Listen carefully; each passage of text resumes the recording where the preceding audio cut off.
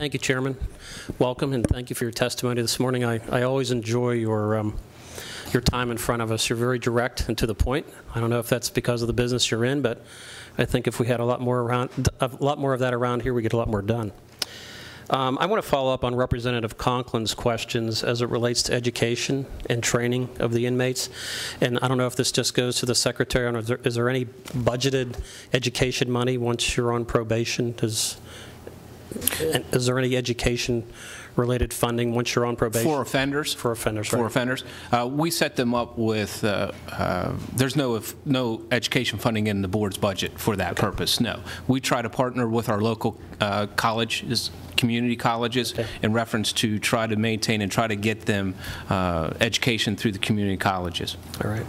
Mr. Secretary, you had indicated in your answers to Representative Conklin that you assess inmates in order to determine what programs that they should be entering. Do you assess the actual programs themselves at some point for their effectiveness? Yes, and the last one was done, perhaps sometime in the last 4 or 5 years. We're getting ready to do another one right now where we reassess those programs. And I noticed you had requested a budget decrease in the education line item, and I could only assume that some of that has to do with the closing of prison and consolidation of some operations. Well, we've also been in the process of consolidating principal positions. And we're also, historically, we assessed everyone and put that on their education plan, but for short minimum offenders, people are going to spend less than a year with us, depending on their level of education. It's just not realistic to think we're going to be able to deliver GED programming, and frankly, it bumps other people out of it. So we're really looking at how we use those resources and who we give those programming.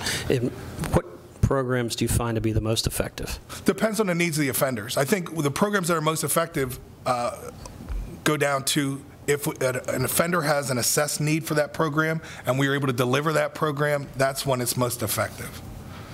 So if you have a class, let's say it's a computer class that's well attended, full, and you have someone who's about to retire that's the instructor, is that something that you would fill that, try to fill that need?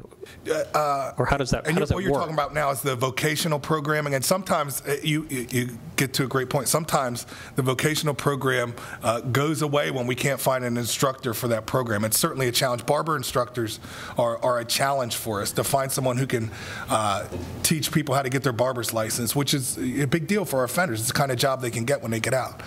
So it is a challenge for us to try to, especially in some of the rural areas, to try to find instructors to keep some of the classes going on. Is it a challenge economically because we don't have enough money to pay them to get them to travel that far? Or because to me it seems like those would be pretty successful programs that maybe we should reallocate by area to keep them funded? Yeah, I mean, finances are always an issue. And when you have an agency that has so many different job descriptions, if you take a certain instructor and you increase that wage to attract somebody, there's a whole big, it's never that easy. I wish it was, but it's just never that easy. And one of the things that we've done in the past 2 years that's rather unique is Labor and Industry reviews our vocational offerings to see if they're jobs that offenders can get. So we're really trying to focus and try, and in cases of that there's a vocational offering that we could be giving that we're not, that offenders can really get jobs in, that's something we're focusing on and trying to figure out a way to deliver it. I don't want to walk away from here saying that I heard something that I didn't hear. Okay. But what I thought I heard you maybe say without saying it was, we probably could fill those spots if we paid them more. But if we paid them more, that would really mess up our salary scale with some of the other employees. It depends how much more you're paying them, but yeah, that's absolutely what you heard. And is that upsetting the salary scale worth the possible help to the inmate to keep them from coming back? I think one of the things that we have the ability to do with a system our size is specialize programs in certain areas. And when we get to a point, and keep in mind, we've been a paper and pencil operation forever. I mean, automation in here is a digital phone in the Commonwealth of Pennsylvania. I mean, our technology infrastructure is way behind.